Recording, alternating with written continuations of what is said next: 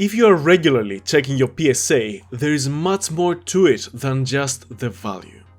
In this video, I will help you interpret the value of your PSA test, plus I will let you know about some more advanced calculations called the PSA Kinetics, such as the PSA Velocity, the Doubling Time, the Density, the free PSA Percentage. All that will give you much more information than just the value of the PSA. In addition, at the end of the video, I have a free gift for you. It is gonna be a free calculator that you can use, put in your PSA values, and all of that will be calculated for you. So stick around till the end of the video where I show you how to use this calculator and where to get it. Let's dive in. Now let's start with the PSA value itself.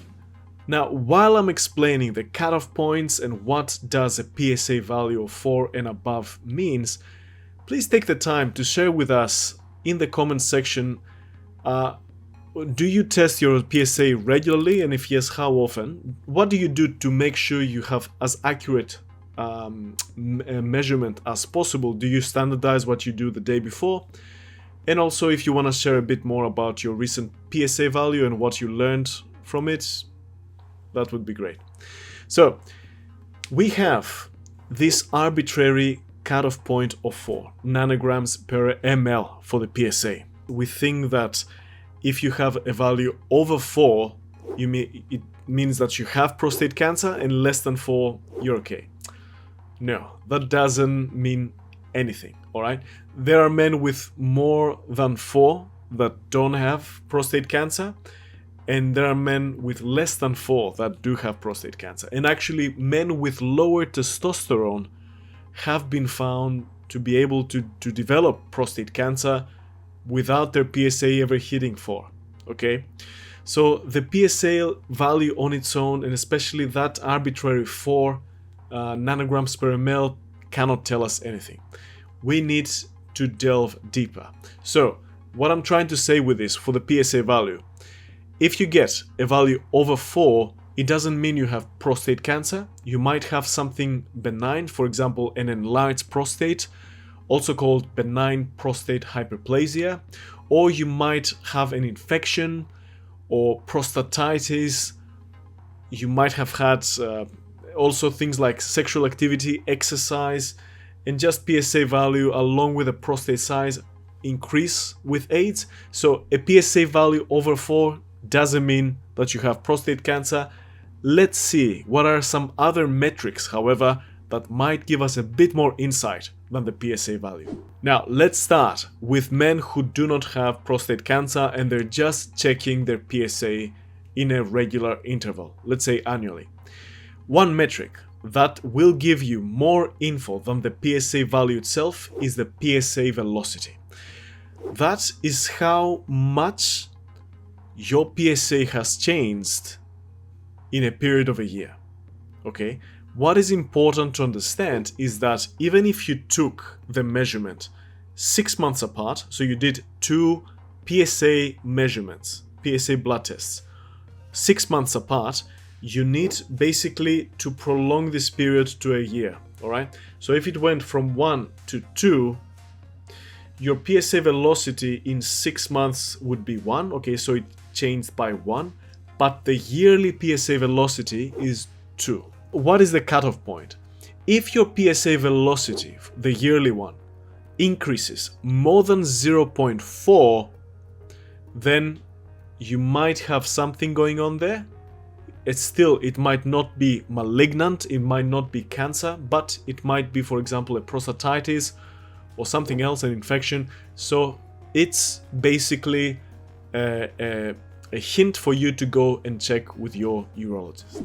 Let's talk about the PSA density, and that's still for men who don't currently have prostate cancer. As we grow, our prostates grow bigger over time, and so does the values of the PSA levels that we have in the blood. Now, because we want to keep track of our PSA and see if there is anything going on there, we want to make sure that we basically correct for that increase in size of the PSA, and we just see what the PSA level on its own would do if the prostate didn't increase in size. So what we can actually do is divide the PSA with the prostate size.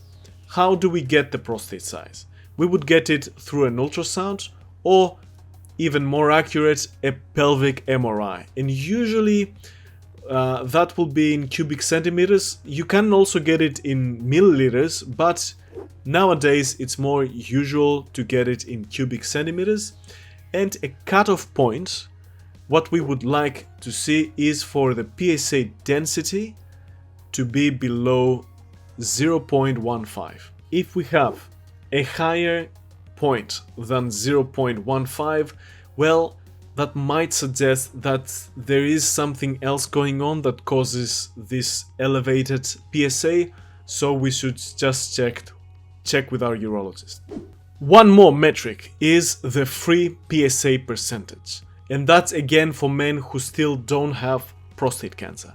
Now, before we dive into that, if you found this video useful so far, please, if you click the like button, it's gonna help spread it to those who might need it and raise awareness. Now, what is the free PSA and what is the free PSA percentage? Well, basically, when we test our PSA, we usually test the total PSA, okay? We can also test alongside it the free PSA, and if we divide the free PSA with the total PSA, we get the free PSA percentage. The free PSA percentage, the free PSA is basically PSA that is not bound to proteins. The cutoff point for that, to give us a hint, it doesn't mean that it's gonna diagnose us with anything, but we would like that free PSA percentage to be greater than 25% each time we do a test, okay? If it's below 25%, it doesn't mean that you have prostate cancer. What it should trigger you to do is actually go and talk with your urologist and see if you can do maybe a scan to see why your free PSA percentage is less than 25%. Now, if you do have currently prostate cancer, one metric that will help you, and it's still used to this day, is the PSA doubling time. What is that? Well, that's if we take two measurements, regardless of how far apart they are, we can measure how much it would take for the PSA to double, okay? So for example, if we have measured PSA of 1 in the 1st of January 2024, and then we measure again 1 year later, and the PSA on the 1st of January 2025 is 1.5, can you calculate how much it would take, how many months it would take for the PSA to double? 24, okay? So from the PSA to go 1 to 2, because in 1 year it went 0.5, to double, to go from 1 to 2, it would take 24 months. The longer that is, the better. If it's longer, it means that if we do see an increase in PSA, we're for example under a treatment, and we do see maybe a small increase in PSA, we would like to see how long it would take for our PSA to double. We would like to have a PSA doubling time if we are seeing an increase of more than 12 months. If the PSA doubling time is less than 12 months, it's time to have another discussion with our medical professional and see what else we can do to maybe change our treatment regime. Now, let's take a look at the spreadsheet. And before we dive in, you might actually want to get the spreadsheet from the link in the description. So you go through it with me and maybe actually backlog all of your PSA values, so you have them in one spot with the calculations running.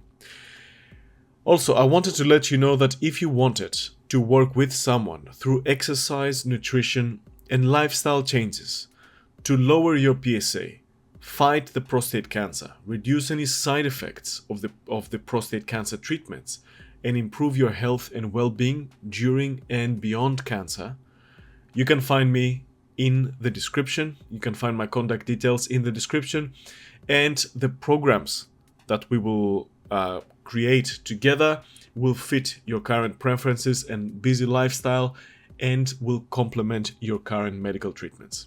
So you can send me an email and let me know who you are, what your current challenges or goals, and we can take it from there. All right, let's take a look at the spreadsheet together. First of all, I know that a spreadsheet might be a daunting sight for some people, but let's see how easy and user-friendly it is to use. This spreadsheet is based on Google Sheets. That's a free spreadsheet service that you can access. However, if you prefer to use your own favorite spreadsheet software in your computer and have actually a file, you can go to File, Download, and choose the option that you want, the file. Usually you would want to go for Microsoft Excel. Okay. However, if you wanted to use this, which is the easiest way, you will not be able to edit this straight away because this is a template that everyone is able to download. So what you need to do to make it yours is go to File, make a copy. So give it a name, for example, my PSA log. You click make a copy. Now, this spreadsheet that is just created is yours. No one has access to it, not even me. Okay, this belongs to you. And you will see this is the spreadsheet that was created for me, my personal web address, but your personal web address for you to save it, because this is actually like a web page. You can bookmark the page. And you can verify that no one has access apart from you if you go to Share. And you see here that people with access it's gonna be your name here. And general access is restricted, only people with access can open the link. However, if you wanted to share it with your medical team, or me, for example, if you're working with me, you can go to general access, you can click that, anyone with a link can view. Okay, so you can send it to people with viewing access, or you can add access yourself by adding their emails here. However, if you want to restrict the access again, go to restricted. And this is going to be just you. All right, just some housekeeping rules. Okay, one more thing. For my American friends, this is in Australian locale. Okay, that means that the date will be day, month, year. If you wanted to switch it to month, day, year, you will go to File, Settings, and here Local, choose United States. However, if you prefer your local to be day, month, year, so the dates will be like that, just leave it as it is.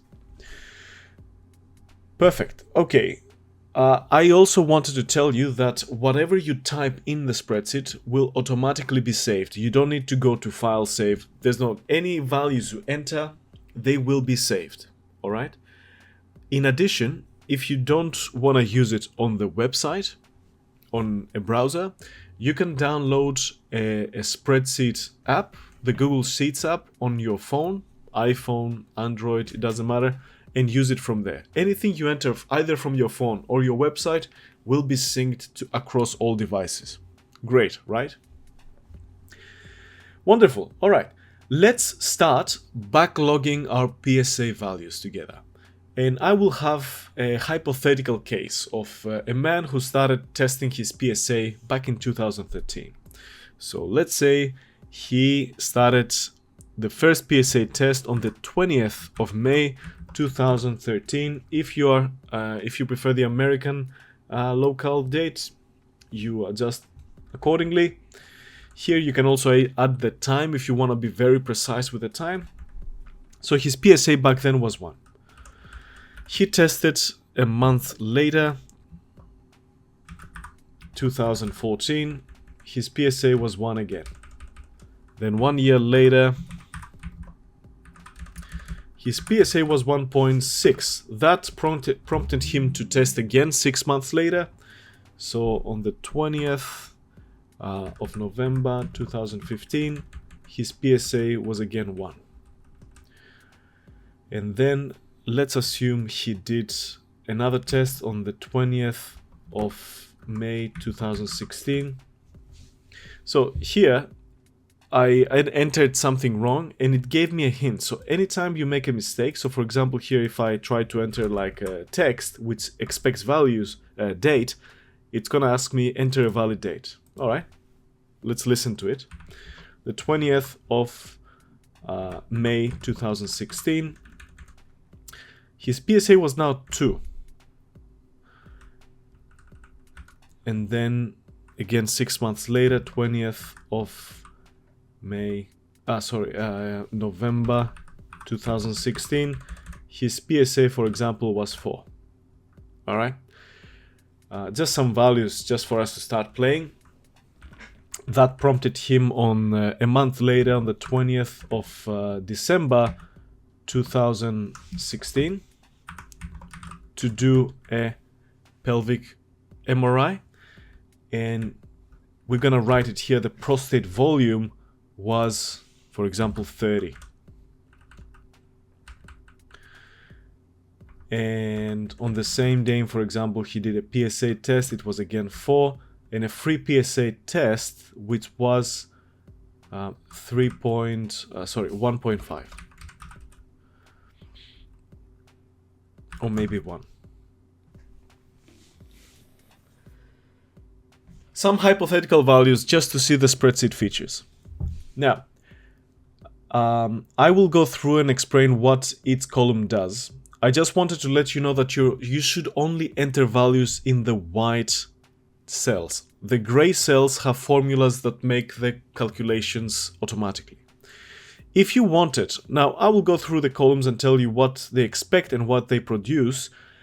But if you wanted to get a bit of more explanation, if you forgot what if you wanted a bit more description, you can actually either hover with your mouse at the heading, so the first row of its column, or if you're in the app, you can tap the first row, and here it's gonna tell you what it expects. So for example, this column, PSA, it says here enter the value of the PSA test in nanograms per ml. This value is the total PSA. Alright, in the prostate volume it says typically in cubic centimeters, for example. I mentioned also, so here in the first column you add the date, time, if you want to be super precise and remember what time you have been doing your PSA tests. If you want to see some patterns, for example, if you test a bit later on the day, or you can enter the time, it's up to you. And here it's gonna ask you, tell you exactly what format it expects the time in. And also, if you wanted to write any notes, you can write them here. For example, I had an infection, or I was having pain in my prostate. You can write anything you like in the notes so you can remember. Alright, let's see what happened. The first ever date that you're gonna put in cell A2 is gonna be the starting date. From that starting date, you're gonna see here it says the first year and the first month. It's gonna start with 1. Okay? Then every 365 days from that first date is gonna count years. So here we see the year is the second year now. And the month, we have entered the 13th month. However, here, for example, that was the third year, 25th month. But here, because he tested again, it's again the third year, but the 31st month, if that makes sense. So it gives you a bit of an indication of the timeline, the years and the months from the first date. Once you enter the PSA values, whenever you add a PSA value, a total PSA and a free PSA, it's going to automatically calculate the percentage free PSA. And you can find this in this column right here. So in this case, when he tested here and he entered both of the values, it gave him a free PSA of 25%. At the same time, if you test more than once a year, so within 365 days, when you make measurements within those 365 days, they are going to be also this column is gonna give you the yearly average PSA. Just so you know, years of over the years, if you test more than once a year, it's gonna also, if you'd like, give you the yearly average PSA, so you can see trends over the years. Column M, or this column, will contain the PSA velocity. Remember, this is always going to be changed to represent 1 year period. Even the measurements are a month in between, it's going to basically calculate if it was a year, given the time in between the measurements. And how does it measure it? It always measures one value to its immediately previous one, okay? Even if there is a few empty rows in between, it's going to seek up the column of the total PSA and find the previous value that you had and basically calculate the PSA velocity. So for example, here he tested exactly 1 year from the previous one, and from 1 went to 1.6, therefore his PSA velocity was 0.6. Whereas here, when he tested 6 months between measurements, so from the 20th of May 2016 to the 20th of November 2016, because it went from 2 to 4 within 6 months, therefore the yearly PSA velocity is 4. Also, if you test more than 1 year, it's going to again bring it back to a year. When we compare PSA velocity, we need to see it in a year's time. PSA slope, this is needed to calculate something else. It's not used that much. We also talked about the PSA density, okay? And that's basically standardize or trying to, if we have a bigger prostate, we're trying to basically adjust the PSA levels to our prostate size. Once you enter a value in the prostate volume, it's going to seek again up. See, if you made a PSA test on basically plus minus 1 week, add it on the same day, because it's going to basically first check the prostate volume, check if there is a value in the total PSA on the same row. If there isn't on the same row a PSA value, it's gonna start looking up the column of PSA values for the most recent value. All right.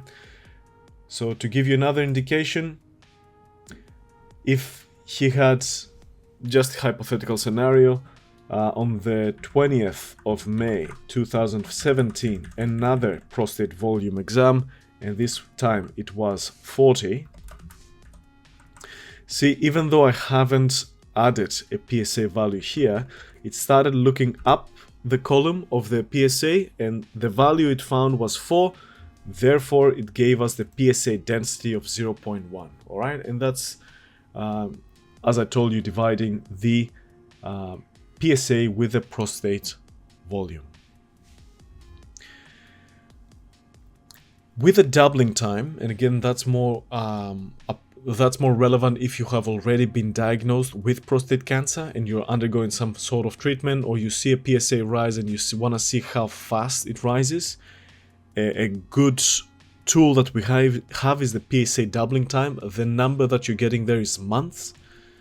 So let's say, for example, here on the 20th of November 2016, he was diagnosed with prostate cancer.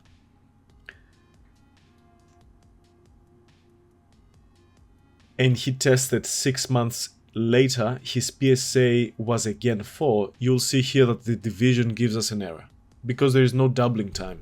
There is no change. From 4, it was again 4. However, if from this value, 2016, from here, it went within a period of about 5 months, it went from 4 to 5. Here, even though we will see that the difference of time between the measurements was 5 months, it has calculated that with that rate of change, for the PSA to double, it would take 15.5 months. And as I said, the longer this value is, the better. We would like it to be, if we see a PSA rise and we're trying to slow down the growth of the PSA, we would like that to be more than 12 months. Okay?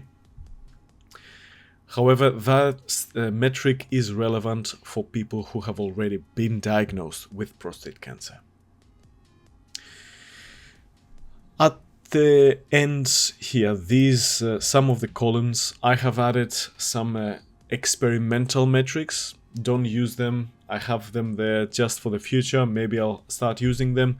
This is the coefficient of variation and the variability, and this would be more if you're taking repeated measures within a few days in between.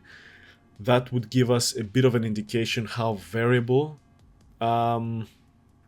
the values that you get are, just to make sure that, okay, we have low variability, which would be, for example, a coefficient of variation that is acceptable would be about 15% with lab metrics, or even less if possible, because we would like to make sure that the variability, if we keep things constant, if possible, is low. But again, if that would maybe even be within a day. So we want to just test the quality of what we're getting from that lab is acceptable. However, if you're testing every few months, then forget about these columns. They would be mostly for testing within the same day, just to see the accuracy of the results. So as I said, these are experimental columns. Don't worry about them, what they write. Don't worry about them at all. Okay. Now, if you found any mistakes in the spreadsheet, I have double checked all formulas, they work correctly, I believe.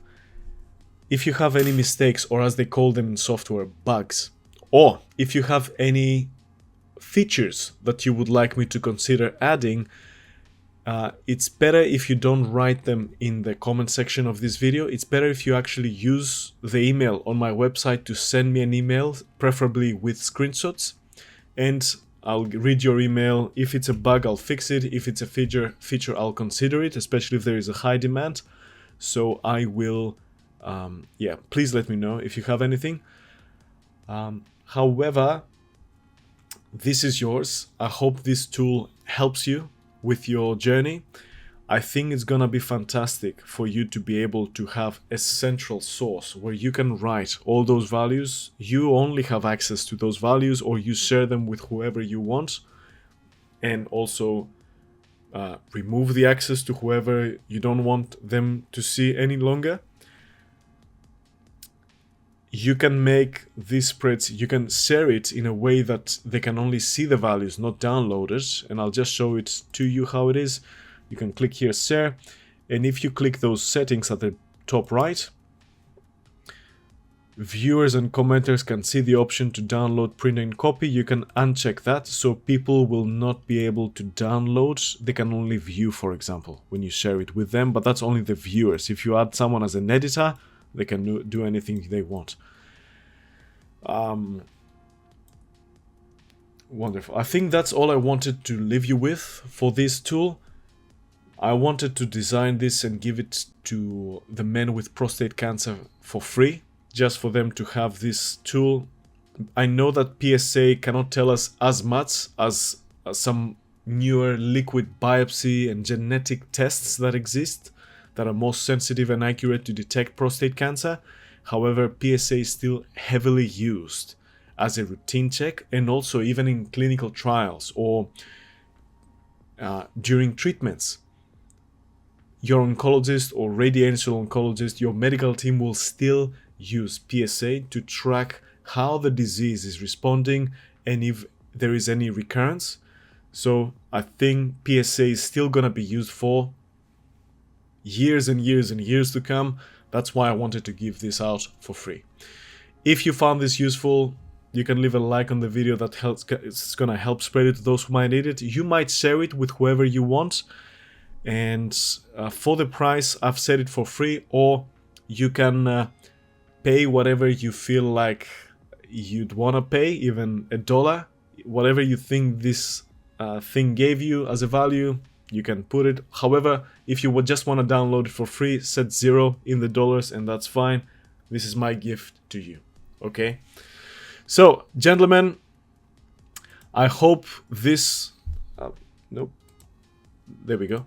I hope this was helpful to you. I hope this gave you a bit of value, and it's gonna help you maybe understand some patterns in your PSA tracking a bit better, help you maybe make better or standardize your measurements a bit better, so you have accuracy in the results that you get, and you track your health status and what's happening with your prostate.